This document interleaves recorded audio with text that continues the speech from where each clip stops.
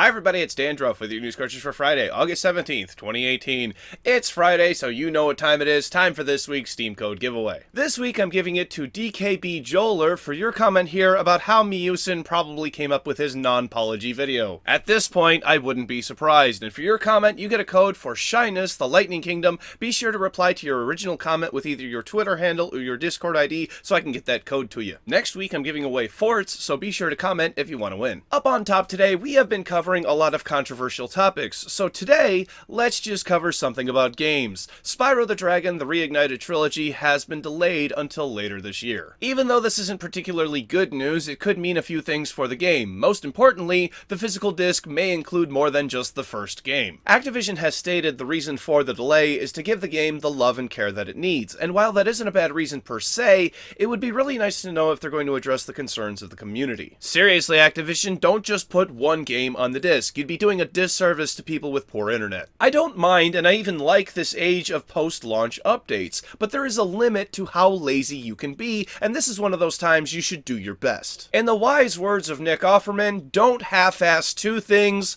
whole-ass one thing. Spyro the Reignited Trilogy should now launch on November 13th. In release announcements is a pretty neat offer. If you buy Super Mario Party from the Nintendo UK store, you will receive this nifty question mark box lamp free of charge. Not sure if this deal will come to North America, but don't forget Super Mario Party releases on October 5th. Burnout Paradise Remastered is coming to PC on August 21st, but it's not coming to Steam. You'll have to get it on Origin. Moving on from there, we have some unfortunate news about a popular Rainbow Six Siege stat tracking site. Known as R6DB, it will be going offline August 20th due to a number of reasons. The main ones being the site operations were getting too expensive, and the time and effort that it was going to take them to not only become GDPR compliant, but maintain that compliance. They say they were, quote, not comfortable continuing to operate the site with as many unknowns as there currently are. The fines are just the cherry on top. The fines they're referring to are again related to GDPR compliance. This is not the first time a video game has been affected by GDPR. It's usually not this severe, but this is the same reason that Steam Spy had to discontinue their operations. Did you use R6DB? Let me know in the comments. This one's a little bit surprising. A judge has blocked the sale of a tool used to cheat in GTA Online. The creator is David Zipperer, and Take-Two has taken him to court saying he has caused irreparable harm over the software he has made, which he does not deny is used to generate in-game money out of thin air, which can then be used on boats, houses, weapons, bikes. I'm pretty sure you've played GTA before. And if you haven't, it's really good. Pick it up next time it's on sale. Anyway, I digress as usual. Take-Two is seeking $500,000 US in damages,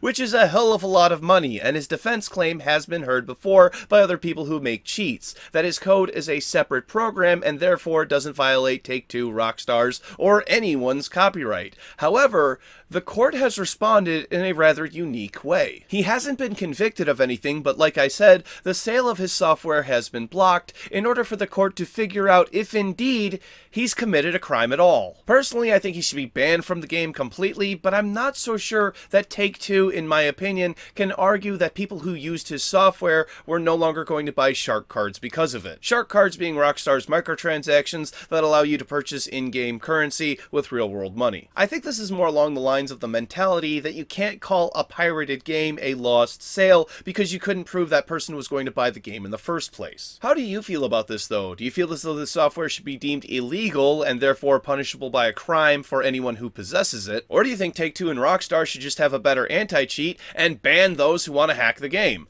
Please share your thoughts in the comments below. Finally today, I am finding this one really interesting. Blizzard says that Overwatch on Switch will be feasible, but Starcraft 2 is not. I'm a huge fan of both games. It's been a little while since my last Overwatch game, but if you watch today's bonus cartridge, you'll see how long it's been since my last Starcraft 2 game. Starcraft 2 is a much older game than Overwatch, so why would the newer game be possible but the older one isn't? And I'm fairly sure the hardware is capable of running both games at 60 FPS at 1080p. I think it has to do with the style of gameplay. Overwatch is a game that is very easily translated to a controller, and even though people like me find it awkward to aim with a stick, it's still very possible and fun. With Starcraft, I have played Starcraft 64, and while I put up with it when I was younger, that thing controlled terribly. I would never deal with it now. Needless to say, it was extremely hard, and Starcraft is a game that isn't easy to begin with. The best thing that the Switch has going for it in the case of Starcraft is the touchscreen, but that would have to be just as fast as a keyboard and mouse in order to be competitive, and I don't think this type of game allows for that. That being said, I would love to see Overwatch come to Nintendo Switch, and it would be a great game for Microsoft and Nintendo to team up, bring cross-platform play to it,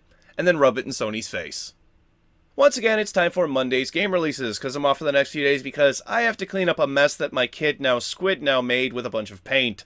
For PC, Tauhao Luna Nights, Gumstein, The Awakening, and Pixel Draw. For Nintendo Switch, Spectrum. Thank you very much, everybody. This has been News Cartridge. I am Dandruff. I will see you on Monday. And so what if I don't know what Armageddon means? It's not the end of the world.